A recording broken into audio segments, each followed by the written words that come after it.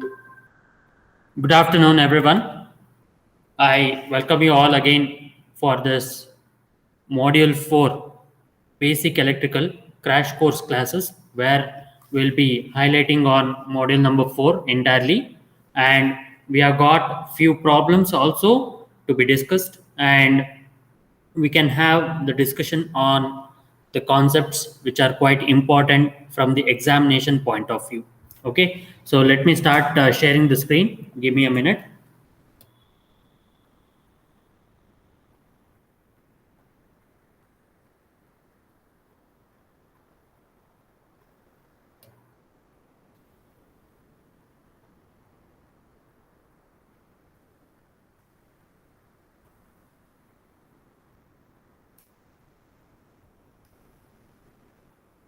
Okay, I hope the screen is visible to you right now.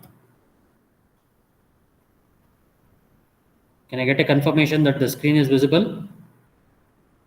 Yes, sir. Yes, sir. Okay, thank you, everyone. Yeah. Okay, so we have module number 4. Okay, so we have module 4, where we will be discussing the first half of module 4. Will be discussing DC generator. DC generator is the concept what we'll be discussing, and next we have a DC motor. Okay, so next we have DC motor, and just after that we have a three phase synchronous generators. Three phase synchronous generators. Three phase synchronous generators. Okay, so all these concepts will be discussing as a part of the important module number 4 concepts in all these modules. What we have, the sub modules, what I call it. So we have first one as a DC generator, DC motor, and this one is three phase synchronous generator. So each and every concepts are quite simple. So we have only two concepts here, which is construction and working principle of a DC generator. Construction and working principle. Okay, construction and working principle of a DC generator. Okay, so next we also got the EMF equation. Very important question here. Derive an expression for EMF equation of a DC generator. Okay, you might get a question like this. It is very important concept of EMF equation of a DC generator. Derive an EMF equation. Derive an EMF equation of a DC generator, okay, considering the number of conductors. So with usual notations, we call it as all these conductors, parallel paths, and everything, we call it as usual notations. Okay, so we'll call it as usual notation. So very important question. So you might get it for 7 marks or 8 marks, depending on the question paper setter, what he is going to do it.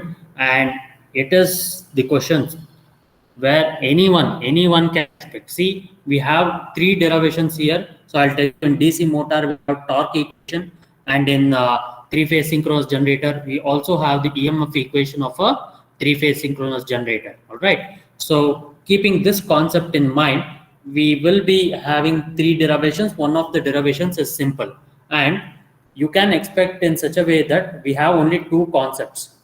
Okay, so 80 to 90% of the times you might expect the EMF equation of a DC generator. Okay, so you start from the fundamentals. You know that the equations which are there. So DC generator, how will you find out the equation? The final equation what you get is phi Zn divided by 60 into P by A. Okay, so we have two types of windings, that is lap winding and wave winding. In lap winding, we have A is equal to P, and in wave winding, we have A is equal to 2. So we have lap winding, and next we have wave winding. Okay, so we are going to find out the generated EMF, EG, that would be equal to phi Zn by 60 into P by A. Okay, so this is the final equation what we are going to get it. Okay, so how do we get this equation? You all know that we have a derivation, which is the EMF equation. So we start from the fundamentals. So for one conductor, and later we extend it to the number of conductors, and then we find out the number of poles which are there. So all those things we'll find out one by one, and it would lead to the EMF equation of a DC generator. Okay, so quite simple, where you have d phi by dt. I will explain it to you as I proceed with the derivation part. So we have d phi by dt, and 5 into p divided by 60 by n, that equation, the flux cutting, everything will discuss, and we have the number of parallel paths also. Okay, so later in DC motors, we have again the working principle of a DC motor. The working principle of a DC motor. So you might expect a question like this, where you will be having the working principle of a DC motor, or you can say explain in detail. The question might be like this: explain in detail the working principle of a DC machine. Okay, explain the working principle of a DC machine when it is running as a motor, or when it is having an output. What is the output of a DC motor? Is it electrical in nature or mechanical in nature? What is the Mechanical. exactly? So where the DC machine is run to get a mechanical output. So you need to write the working principle of a DC motor. Okay, so that is how you can expect such questions being asked in case of this working principle. I'll write it here. Explain the working principle. Explain the working principle of a DC machine, when the output is mechanical in nature. Output is mechanical in nature. Okay, so you will get a question like this when the output is mechanical in nature. Got it? So you will get certain questions in this way, where you have to first see that you have the output is mechanical. Okay, so which is a motor, and it's a DC machine, so it's a DC motor. Okay, hope it is clear to you how the questions will be asked, which is output is mechanical in nature, it is a DC motor. Okay, got it. Now the next one would be the torque equation of a DC motor. Okay, again, it's an important question, so there might be a chances of 70 to 80% this question will appear in the examination. Okay, so we have the torque equation of a DC motor. Okay, so torque equation of a DC motor. All right, so let me go to the next page now. So the torque of a DC motor is given by 0.1595 Z into IA into P by A. Okay, so obtain a relation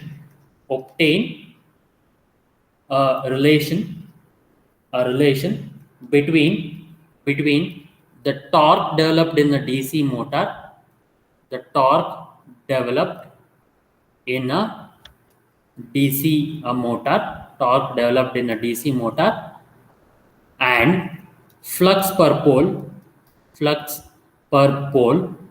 and armature current. Flux per pole and armature current. Okay, flux per pole and armature current. So you should be in a position to identify how it is the torque developed in the armature. So, or you will be getting the equation like this, which is gross torque. So gross torque will be equal to armature torque. Gross torque which would be equal to the armature torque. Which would be equal to the armature torque. Okay, so TA, that would be equal to 0.159 into 5 into Z into IA into P divided by A. So that is the armature torque that is being developed. So this is, what is the unit of it? Newton meter. Got it? So the unit of torque is said to be Newton meter.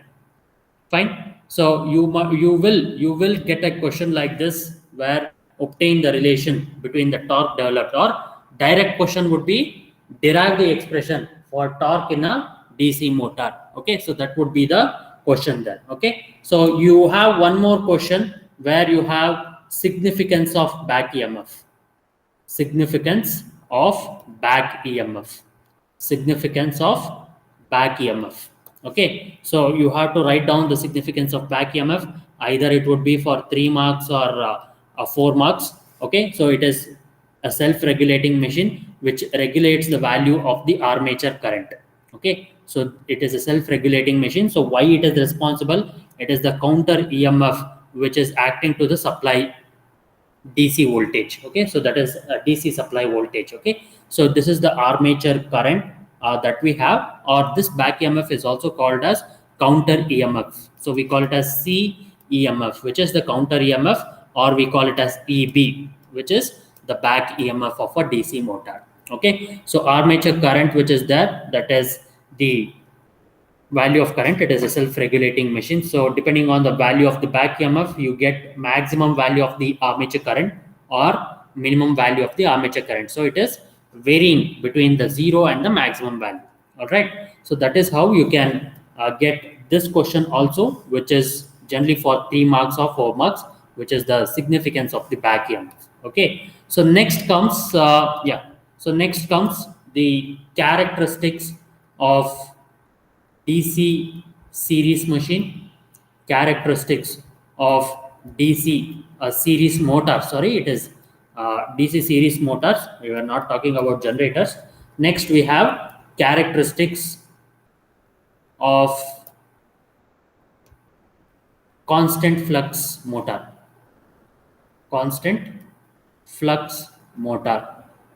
Okay, then. So now I'll give certain things to you. You have to tell me. Yes, there are 3 characteristics. Can you tell me all these 3 characteristics right now?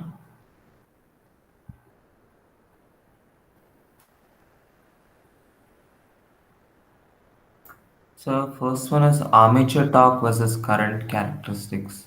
Yeah, so I'll write it as 1 minute. I'll write it as yes, Badrinaran, go ahead. Torque versus armature torque versus current characteristics. One, Okay. and then speed of the speed versus armature current, Good. Next. and then speed versus torque. Very good. Okay, so we have all these 3 characteristics discussed for both DC, shunt and series motor. Which one is called as a DC shunt motor here?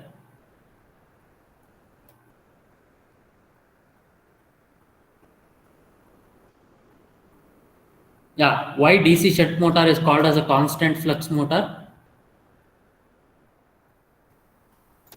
Because the field winding is connected in parallel to the armature.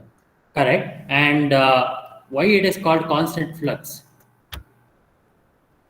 Yes, field winding is connected in parallel. So because it's connected in parallel, the flux So the flux produced, flux will not be varying. Okay, so flux produced will be constant. Okay, so because the field winding current, once it is excited, so you have the constant flux which is moving to the armature system. Okay, so that is the reason. Even though it is connected in parallel, we have few more motors which are having, which is not there in your syllabus right now. So we have the field winding connected in parallel. Okay, so the field winding current, whatever that is flowing through this DC machine, so the flux produced by it would be linking the coil. The flux would be constant in nature. Okay, so that is the reason why we call it as a constant flux DC motor. Okay, so that is the reason. So either one of the characteristics will be asked to you. So preferably there might be a chance where you would get DC series motors. Okay, so the characteristics of DC series motors are generally asked because you have to analyze it. Okay, so the torque would be directly proportional to the square of the armature current. Okay, so TA proportional to the square of the armature current. That is one thing that you have to analyze and you have to do it. So the analysis point of view is where you get a DC series motor, and all these things have to be analyzed properly with respect to a DC a series motor or a DC shunt motor. And in terms of numerical problems, okay, and in terms of numerical problems, we will be highlighting more about the DC shunt motor. Okay, a DC shunt motor. All right, so we'll be highlighting more about those concepts as we discuss as we move ahead with respect to a DC shunt motor. Okay, so we'll be exclusively dealing with that, and most of the numerical problems, say 90% of the times, it would be asked on a DC shunt motor. Okay, so any problem like a DC shunt motor, because you have to calculate the armature current there, and then you have to proceed further calculating the armature torque, what is the back EMF and all those things would be related to a DC shunt motor. Okay, so next we have the voltage and current relations of a DC series and shunt motor. And current relations voltage and current relations of a DC shunt motor. DC shunt motor, and similarly a DC series motor. A DC series motor. Okay, so voltage and current relations, we have got it. Fine. So these are certain important concepts, and most probably, so you will be getting derivation on torque. I'm talking about DC motor only first. We have DC motor torque equation of a DC motor. Next, characteristics. Next, we have got numerical problems. Okay, so in characteristics, you will be getting DC series motor quite often. Okay, so and you will get a DC shunt motor also. Don't think that there are high chances. What I'm telling here, you are getting a high chances of getting DC series motor numerical problem, and next a DC shunt motor, DC shunt motor numerical problem. Characteristics would be a DC series motor. Okay, generally, why? Because you get a lot of things here, and there is no load condition where you have to not run the motor. The DC series motor cannot be run on a no load condition. All right, so those things you have to keep in mind, and you have to analyze the characteristics of a DC series motor. Okay, so that is one thing. So next, in case of numerical problems, there are three things what you need to remember. One is the voltage and current relation. So we have V is equal to EB plus IA into RA. So which type of motor this equation holds good? Which type of motor? Is it DC series motor or shunt motor?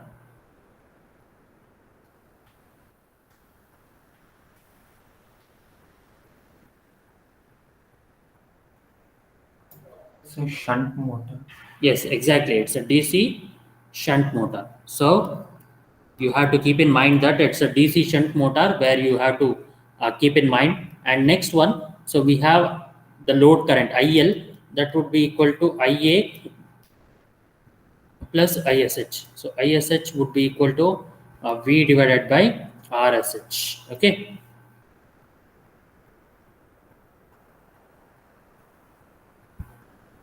So this is the correct equation for a DC shunt motor, and to find out the value of the current, V is equal to shunt current would be equal to V divided by RSH. Okay, so this one, that would be EB, that would be equal to V minus IA into RA in order to find out the back EMF. Okay, so next one, we have V is equal to EB plus IA times RA plus RSE. Okay, so next, that would be IL equals IA equals ISE. Okay, so that will be equal to I. Got it? So these are the voltage and the current relations what I got. Fine. So that is where you have to keep in mind that these equations are very important, and you need to analyze these equations in these concepts which are related to the DC shunt motor or series motor. Okay. So next one, what we'll be discussing is three-phase synchronous generators. Three-phase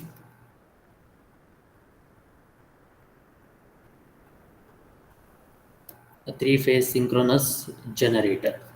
Okay, so what I'll be doing here is, again, very important concept here is the EMF equation. First, it is the EMF equation of a synchronous generator.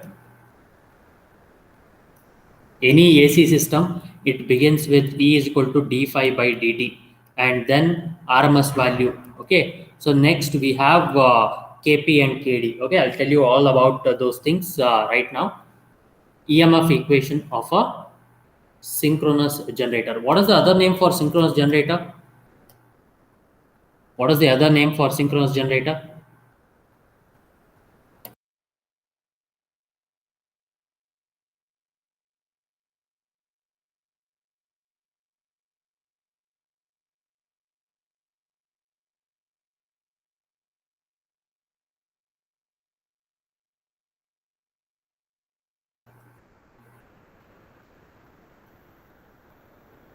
Manoj KS, what is the other name for synchronous generator?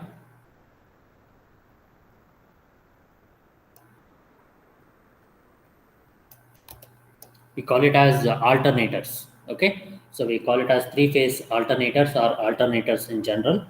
So first is the construction and the working principle. Construction and working principle. And next we have got the EMF equation of a synchronous generator. EMF equation of a synchronous generator, what we have got. So again, if you know the EMF equation of a synchronous generator, so we have a numerical problem on it also. We have a numerical problem. Okay. A numerical problem. Okay. So next we have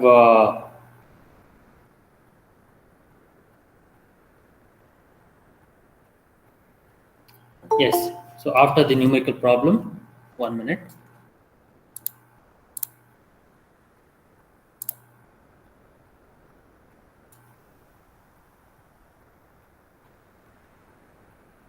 Okay, so we have numerical problems to be discussed, and later we have types of rotor construction. Types of rotor construction. Okay, so those things will be done in detail to you people, and what you need to keep in mind is regarding how the questions will be asked. Okay, so how the questions will be asked. Okay, so yeah. So can you expect what are the questions that will be asked? I'll leave the platform open to you. So can you expect what are the things that you may get?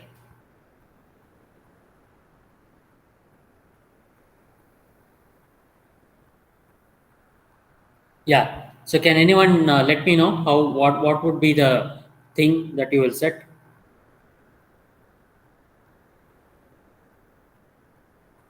Yeah. What these are the contents what you have got. Okay. So can you let me know what would you initially take it?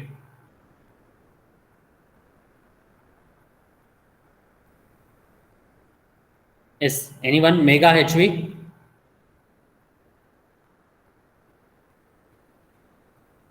Mega HV? Nandini? Prajwal? Yes, sir. Prajwal, you Yes, have sir. these. Yeah, you have these four contents. Sir EMF equation अथवा working principle क्या बोलते sir?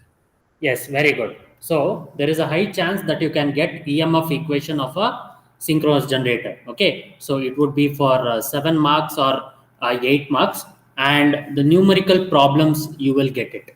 Okay, so very simple equation. What you have for EMF equation, that is 4.44 IF into Kp into Kd, the equation that is there, that is turns per phase, all those things that would be there in case of the EMF equation of a synchronous generator. So from there you will be getting the phase voltage, and if it is star connected, you will be getting multiplied it by √3, and you will get the line voltage. Okay, so EL would be equal to √3 into EPH. So next we have got the types of rotor construction. Okay, so types of rotor construction. All right, so in this types of rotor construction, what are the different types of rotor, Nischita? What are the different types of rotor in three-phase synchronous generator? Anyone in the meeting?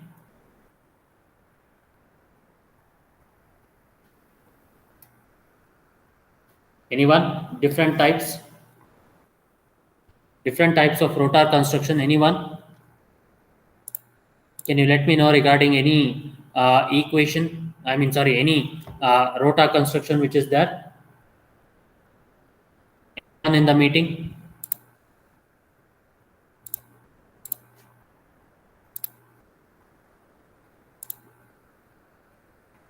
Different types of rotor. Preeti?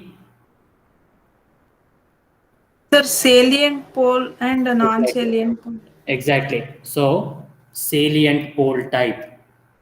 Okay, salient pole type, and we got non-salient pole type. Okay, so non-salient pole type. Okay, so there are other names also given to these types of rotor construction. So we have protruding type. Okay, or we'll be having the axial diameter to be less and length to be longer.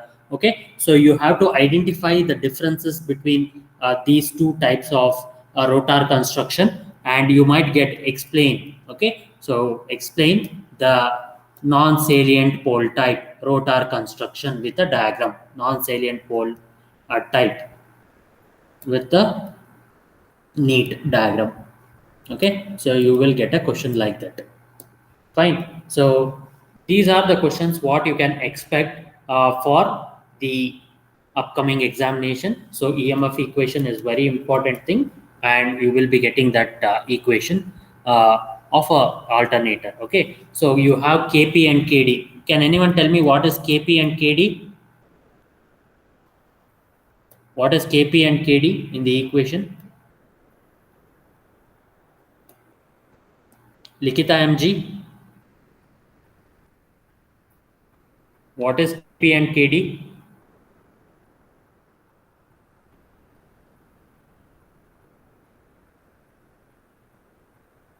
What is Kp and Kd? Can anyone tell me?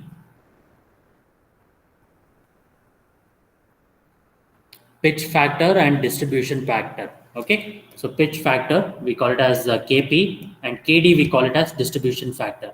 So Kw, that would be equal to Kp into Kd. So what is Kw, which we call it as the winding factor? We call it as the winding factor. So Kw, which is called as the winding factor. Okay, so we'll start right now the discussion of a few numerical problems and the derivation. I hope all the important questions are given to you, and these are the areas where you can expect such numerical problems and the derivations which will be asked. Okay, so let us discuss right now. If you have any doubts in any of the questions or any of the contents that I have missed, you can let me know. So we can move on to the numerical problems. Okay, can we move on to the numerical problems on the derivation part? So first thing, we'll be discussing about EMF equation of a DC generator. EMF equation of a DC generator. Okay, so first concept is regarding the DC generator, and we got the number of poles in the DC generator, number of parallel paths, number of conductors would be there. Okay, and the flux per pole will be there, and the speed in RPM would be there. Okay, so I got the EMF equation of a DC generator. So I'll start with the basics of d phi by dt. Okay, so d phi by dt. So the flux cut per pole would be there, which is phi. So this is the flux per pole, and we have the number of poles, which is p. Okay, so this would be the total flux, and we got the equation for time. Okay, so dt, what is the time? So RPM is taken as revolutions per minute. So, and we have got a 60 by n, that is the conversion to the seconds, because dt will be in seconds. Okay, so we are getting 5 np divided by 60. Okay, and we got number of conductors also. We get it as 5z n into p divided by 60, and the number of parallel paths we get a, the number of parallel paths, the number of parallel paths that is there. So that is 5zn. This is the generated EMF, E 5zn divided by 60 into P divided by A. That is the number of parallel paths. Okay. So this is the final equation what you get it for generated EMF. Okay. So this is the final equations that you get for the generated EMF. Okay. So EG, that would be equal to 5zn divided by 60 into P by A. Okay, so 5zn divided by 60 into P by A. Okay, so you have a lengthy derivation. All the relevant materials are given to you. I'm just telling you the steps how you can get those points, how to have a step-by-step way in which where you go wrong is this one, where you go wrong is A, this one. You have to identify and repeat the derivations as much as possible. So 7 marks to 8 marks you will get it for this derivation. Okay. So next what you will be getting is the torque equation. Okay, the torque equation. Okay, so how do I start with this torque equation is the question here. Okay, so what do I get? What do I get it for the torque equation? So I get the torque equation. So how do you define torque first of all?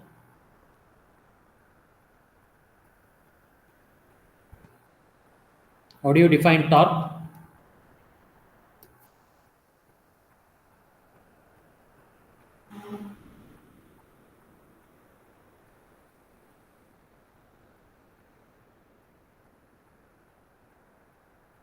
How do you define torque? Anyone?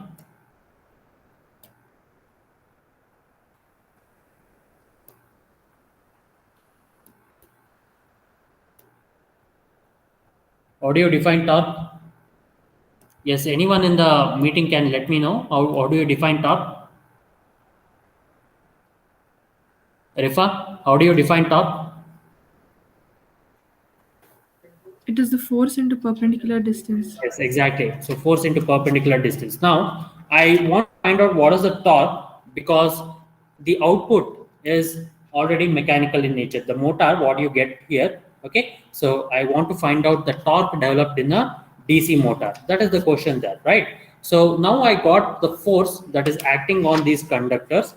And next, what I need to do, the perpendicular distance as referred to, right? So what do I do here? So I have the power which has been developed. Okay, so the power that has been developed, I'll be taking that and I'll be moving ahead with the mechanical power developed and the angular velocity initially that is acting on the machine. Okay, so now what I do here, I have the torque developed by the armature, which is TA, and N is the speed which is rotating, so which is rotating and expressed in rpm at which the armature is rotating. Okay, so the angular velocity, what is omega? So can anyone tell me the angular velocity, how it is given? It is expressed in radians per second. So how is it given? 2 pi n by 60. Exactly right. So it is 2 pi n by 60 because I take a circular one and I take it as a reference and I keep on rotating. So that is omega. That would be equal to 2 pi n divided by 60 radians per second. Okay, 2 pi n divided by 60, that would be multiplied, that is the radians angular velocity that is there. Okay, so now what I want to do is to find out the armature power that has been developed. Armature power developed. Armature power developed. So PA, that would be equal to what is the armature power? So omega into TA. Okay, so armature power developed. Now this is the mechanical equivalent. Okay, so this mechanical equivalent, I need to get it as the electrical equivalent. Okay, so electrical, in terms of this electrical parameters, I want to find out what is the torque. Okay, So how do I get it? And I mean the power which is being developed in the armature. Okay, so the power developed in the armature using the electrical terms. Okay, so that is the back EMF into IA, because electrical output, the output of a DC motor, okay, so it is mechanical in nature, but the electrical equivalent, where I express it only in terms of electrical parameters, I call it as the armature power developed. Okay, so PA, that would be equal to EB into IA. Okay, so what do I do next? I equate both the terms. Omega into TA, that would be equal to EB into IA. Okay, so this EB, which is that would be equal to 5Zn divided by 60 into P divided by A. Okay, so I substitute EB here and I get omega as 2 pi n divided by 60, and I find out the torque. Okay, so you'll be getting it as 1 divided by 2 pi 5, 1 divided by 2 pi, that is 5 z into IA into P by A. That would be in terms of Newton meter.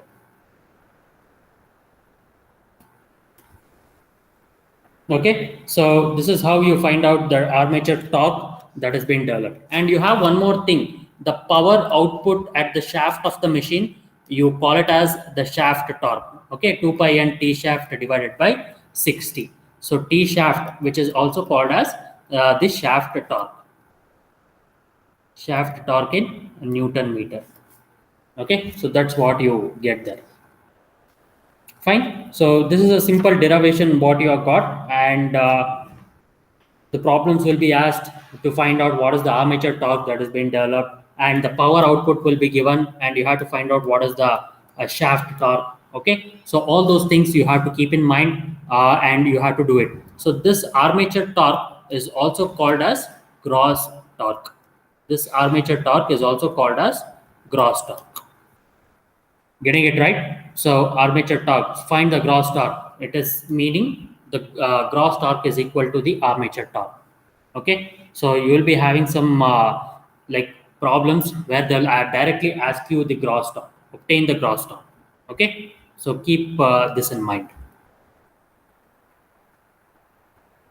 So the next one would be on the numerical problems on DC motors. Okay, so as I already told you, and you will be having this DC motors which are generally there, and you need to keep in mind that depending on the DC motor, whether it is a DC series motor or a DC shunt motor, you have to remember the equations that is there. Okay, so you will get a typical problem like this, which is, I think I've already shared the recording also. In case if it is not shared, I'll share the recording of DC motor numerical problems with you. Okay, so you can go through it in detail. I have explained it, and you can quite get it.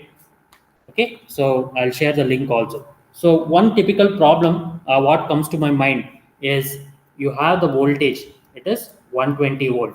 So it's a DC shunt motor, which is given in the problem. I'm not going to write the entire problem.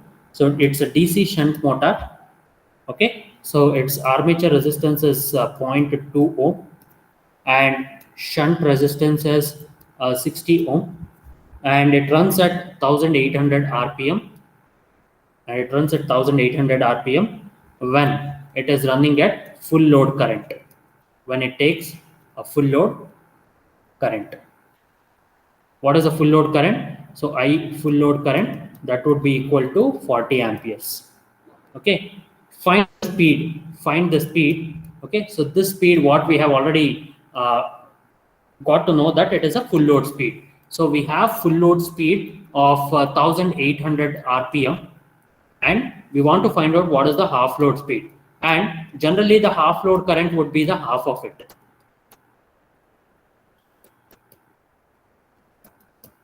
It is 20 amperes. Directly I'm writing, so it is the half load current. Okay, so first thing you have to do this one, and you have to keep all the things ready. So what we have to do, it is a DC shunt motor. So EB would be equal to V minus IA into RA. Okay, so what is the thing that is varying? So the IA current will vary and EB will also vary. So I'll have EB full load, that would be equal to V minus IA full load into RA.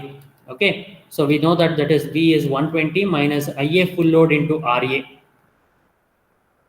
Yes, IA full load is what you want to find out. Okay, so we got the IA, this current here, which is the current, which is IL, that is the line current. Okay, so in the problem, the motor, okay, so the motor takes the 40 ampere, so it is meaning, so when it is taking a full load line current, okay, so this current is taken as the line current.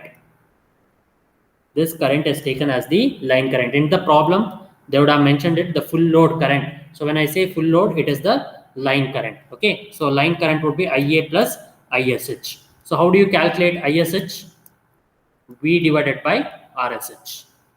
Okay, so V divided by RSH. What is V? 120 divided by 60. So you get IA full load as 40 minus, okay, 40 minus this current. What do you get? That is 2 amperes. That is 38 amperes. Got it? 38 amperes. Okay, so you get EB. Similarly, you do it for half load also. This one you will be getting it for half load and you will be finding out EB. Okay, so one more important relation is the torque developed would be directly proportional to phi into IA, and we got EB which is proportional to phi into N. Okay, so we have the torque which is there and we got EB which is there. So it's a DC shunt motor. Okay, in general it is in a DC motor. Okay, so in a DC motor we get these two terms. For a DC shunt motor, what we are going to get? Okay, so TA would be directly proportional to IA and EB would be directly proportional to N. Okay, so we get two terms and we can find out the other term easily. So we know EB full load and divided by EB half load. Okay, so the equations would be N, which is full load, N divided by half load. So this is one thing that you have to find out. N half load, that would be EB full load.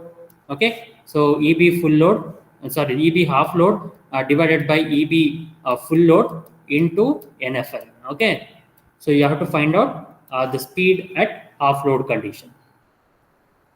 Okay, so you have to infer which one is runs at the lower speed, which loading condition will give you higher speeds, which condition will give you lower speed. So you have to analyze that and you have to keep in mind. Okay, so that analysis point of view, you have to do it, and because I'm just telling you the steps which are involved in solving the problem. So if I get a speed that is at full load condition, you get it as 1000 RPM. So will the speed be greater or lesser than this in half load condition?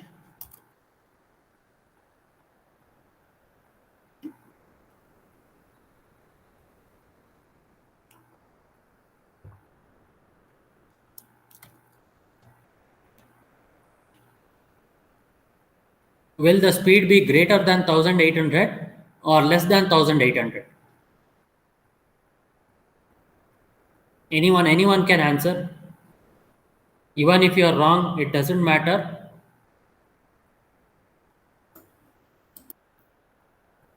Yeah, from the analysis point of view, if you think as a layman. So I think it will be lesser, sir. Okay. Can you think in terms of a layman and can you let me know what would happen? See, it is full loading condition. For example, you are riding a bike with only one person. Okay, you are riding the bike. So you will go at 60 kilometer per hour, 80. Okay, so the speed would generally be higher. Now, if I have one more person, what happens? The load on the bike increases, right? Isn't it? So now you have loaded the motor completely, full load. The bike occupancy is 2. Okay, so if you are riding only 1, so it is the half load, or only half of generally one person is riding a bike. Okay, So what happens here is you are completely loading the motor and it is running at 1800 RPM. Now you release the load, half of the load is released. So what happens to the speed? It would be generally higher. Did you observe here? So half load, getting it right? So half of the load, half of the full load, meaning it is half load. Okay, so you have to infer like that and you have to analyze which loading conditions is better and which loading condition gives the more speed. Getting it right? So you have to analyze like that and you have to infer with a statement. Got it, Badri? Yes, sir. Okay, so it's more or less a simple layman's understanding, like full load and half load. So you will have an ability to carry 30 kgs of weight. Okay, so if the weight is reduced, the time duration taken from a person to reach from point A to point B, that would generally be low, right? So the speed at which he goes would be higher. Simple as that. Okay, so you need to understand speed, time, and distance. Okay, so just work on that and it would be quite easy for you to understand the concept there. Okay, fine then. Okay, so that was a problem which was related to a DC motor, and you can also find out the armature torque if they ask you to do it, and the speed we have already found out, and we want to find out the shunt field winding current, we have also found that also. Okay, so this is a typical problem where you can get it. Okay, so it's a DC shunt motor problem which is that, and depending on the torque, as I told you, the type of winding, a lap and a wave.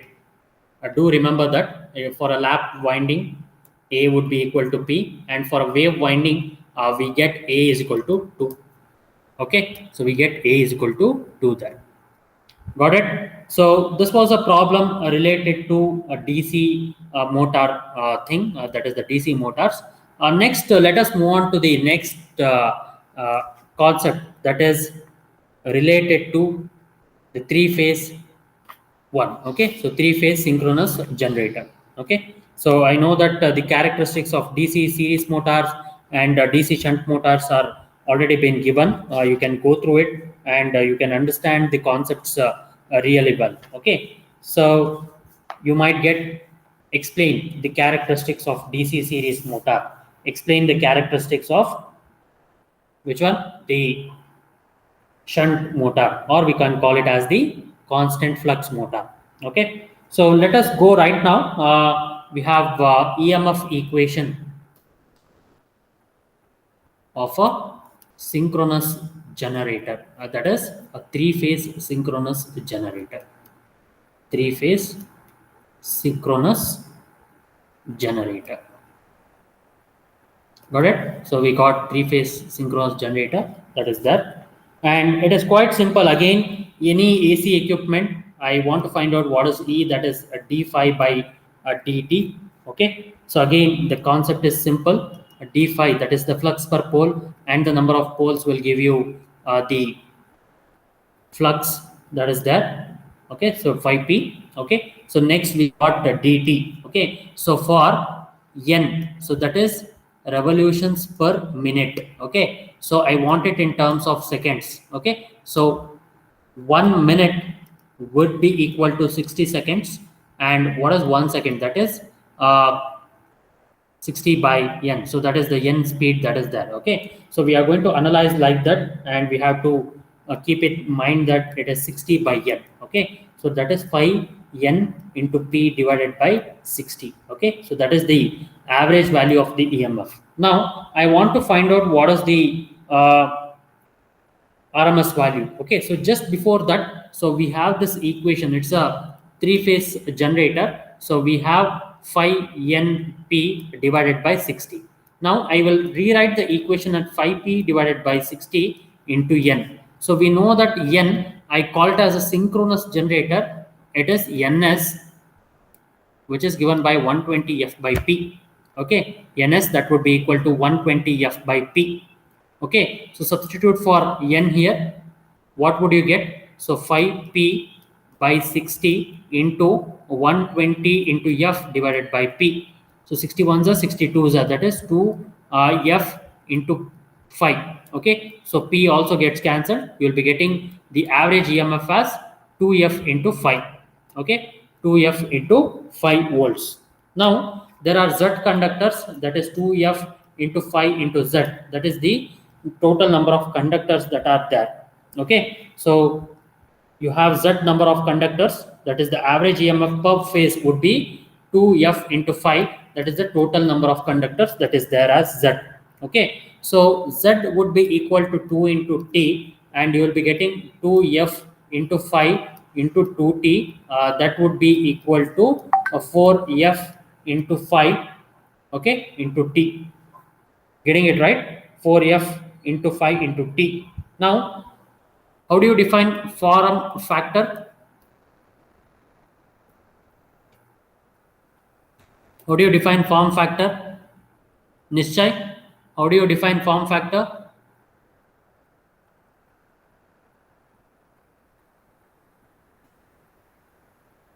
Mohammed, how do you define form factor? Sir, RMS value by average value. Exactly right. So it is given as RMS by average value. Okay, so RMS value by average value. Got it? So we get it as 1.11 into this value. Okay, so RMS value would be a 1.11 into 4 into F into phi into T. That would be 4.44 into F into phi into T. Got it? So we get the equation as 4.44 F into phi into T. So this T is called as turns per phase. Okay, this T is called as turns per phase. All right, so now I have to include Kp and Kd. Okay, Kp and Kd. So this is the pitch factor and this is the distributed factor. So what it is, E phase, that would be equal to 4.44 into F into phi into turns per phase into Kp into Kd. So that is the EMF per phase, which is given as 4.44 into F into phi into turns per phase. This is the turns per phase. Okay, so this is the total number of conductors which are there. This is Z per phase and this is the turns per phase. Okay, so you have to write down E phase. Now if it is star connected, how will you write the line voltage? If it is star connected, Monica?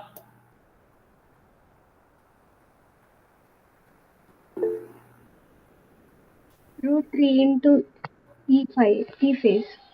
Yes, root 3 into EPH. Okay, so we'll write it like this. Okay, so this is the entire derivation which is related to the EMF equation of a synchronous generator, that is three-phase synchronous generator.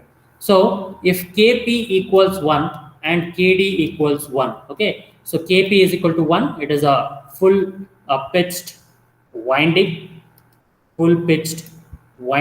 and Kd is equal to 1, okay, so coils are equally distributed. Coils are equally distributed. Okay, coils are equally distributed. Okay, so you get maximum value of EMF when this appears. Okay, so you got maximum value of the EMF in full pitched winding and equally distributed coils. In other cases, like Kp would be 0.9 and Kd would be 0.95. Okay, so you will get the lesser value of the EMF. So always you need to have a machine with full pitched winding and equal distribution of coils to achieve higher value of the EMF. Okay, so the EMF generated. Okay, and one equation which is well known to you, which is 120 F by P. Okay, synchronous speed would be equal to 120 F by P. Okay, so you have those equations with you and you can go through it, and we know that the rotor construction which is already there, so we have non-salient pole type rotor and salient pole type rotor, and what are the differences between them and all. Okay, so those are the things that you have to keep in mind and understand those concepts which are there. Okay, so you might get a question, okay, so where you will be having a three-phase synchronous generator and you have number of conductors and number of turns per phase, number of like the turns per phase would be there. Okay, so you know the number of conductors, number of slots into number of conductors per slot. Okay, all those equations that you have to keep in mind. Okay, so right now what I'll do is I'll give certain questions to you of three-phase synchronous generator, so you can solve those questions and you can let me know in the next class, that is tomorrow. Okay, so this was a short video where I'll not be highlighting all the problems which are there, but I'll see to it that I have covered most of the important questions. If you have any doubts, do let me know right now.